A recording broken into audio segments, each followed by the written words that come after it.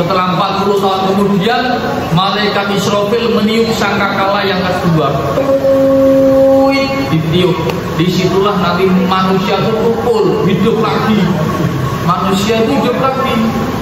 Ya loh, seperti tumbuhan kacang, ya loh, atau tumbuhan yang ditanggul. Tukul, jedul, semuanya dari zaman Nabi Adam sampai zaman Nabi Muhammad terakhir, semuanya tukul, hidup. Wah, terus disitulah mulai perjalanan ke akhirat. Jadi manusia itu berbondong-bondong bareng-bareng laku kabeh menuju padang mahsyar. Disitulah awal mula dihisab amal perbuatan manusia. Wah, ada berita kayak orang jahat. Bayangkan manusia dari zaman Nabi Adam sampai zaman akhir umat Nabi Muhammad ditukul ke kabeh susuan akeh digwire kabeh kalau malaikat ning padang mahsyar. Itu tidak cuma ratusan tahun, ribuan tahun, mungkin jutaan tahun. Bisa dibayangkan, itu bisa dibayangkan bagaimana kalau kita amaliyahnya tidak baik, bagaimana menderitanya. Ya, ulama awak ini kok jangan bosan-bosan berdoa, mohon maghfirah, mohon ampun kepada Allah.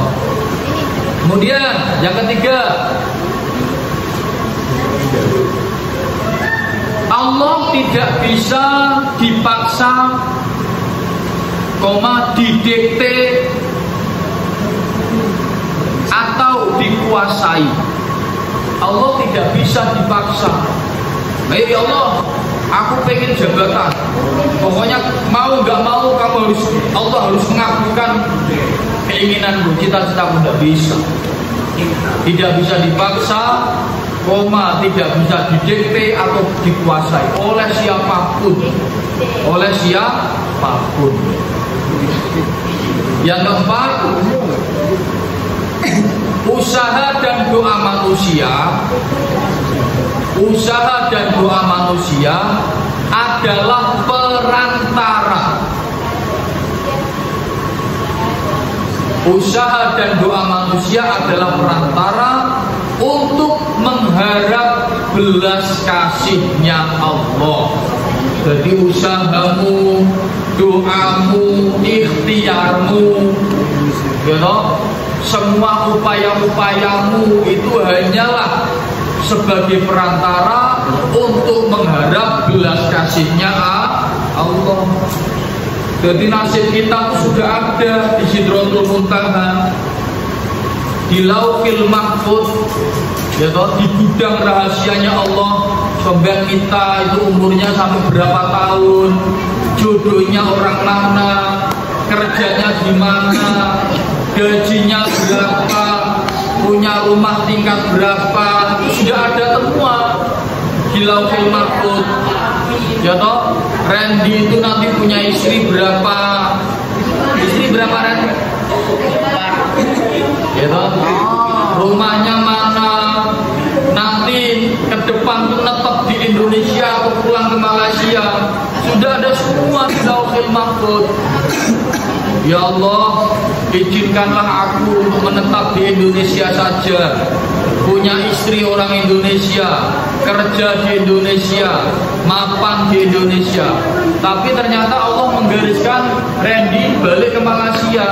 Ya kamu tidak bisa apa-apa. Semuanya atas kehendak Allah. Maka yang namanya doa itu adalah mengetuk pintu langit. Kalau kamu bisa mengetuk pintu langit, berarti kamu mengetuk belas kasihnya Allah. Baru Allah bisa merubah nasibmu. Allah bisa merubah. Kemudian yang kelima, keputusan akhir mutlak ada pada kekuasaan Allah. Keputusan akhir mutlak ada pada kekuasaan Allah. Tidak bisa diatur. Orang iso kamu membelokkan keputusan akhirnya Allah, nggak bisa.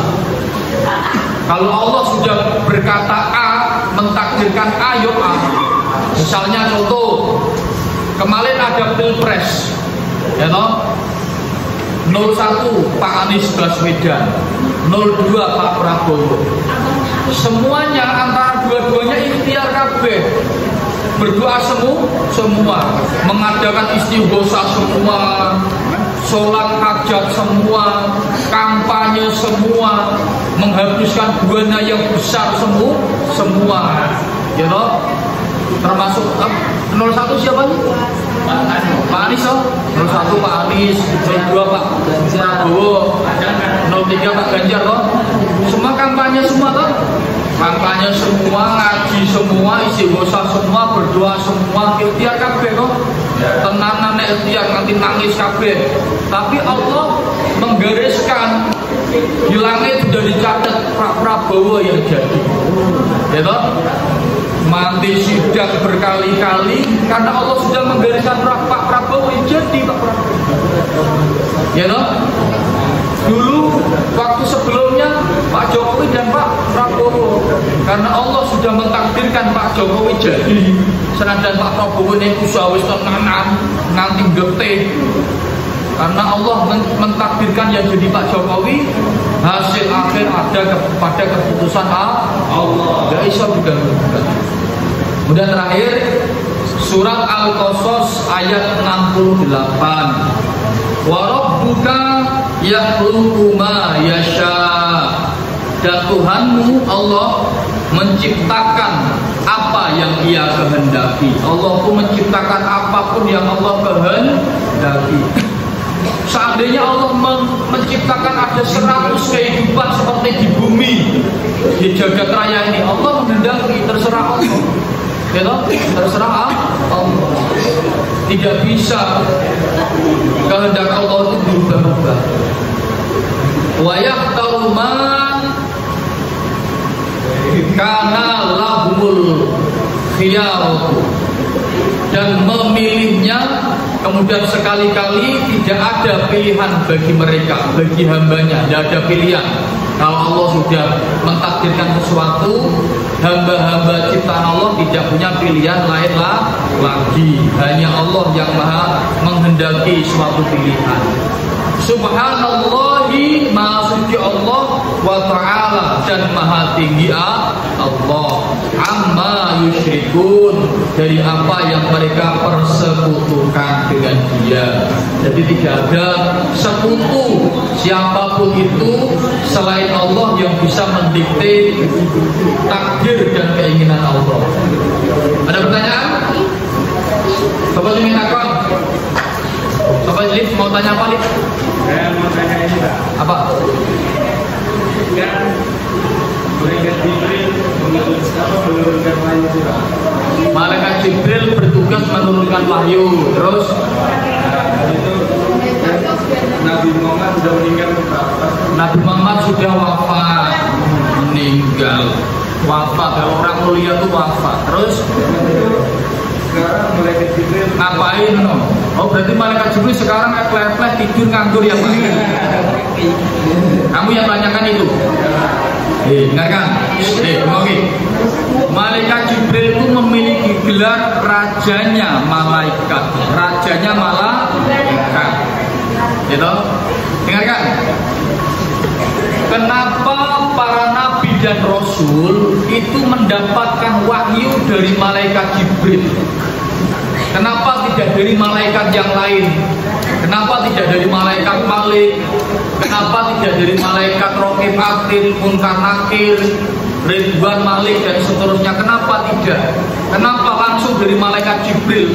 Padahal malaikat Jibril adalah rajanya para malaikat. Karena risalah atau mukjizat yang diberikan oleh Allah kepada Nabi dan Rasulnya adalah A1, adalah risalah atau mukjizat yang paling penting.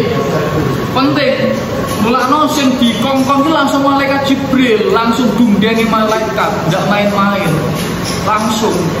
Orang anak buah itu enggak, langsung malaikat Jibril. Termasuk Al-Quran. Al-Quran itu ketika Allah menurunkan wahyu kepada Rasulullah berupa Al-Quran, langsung yang diutus malaikat Jibril.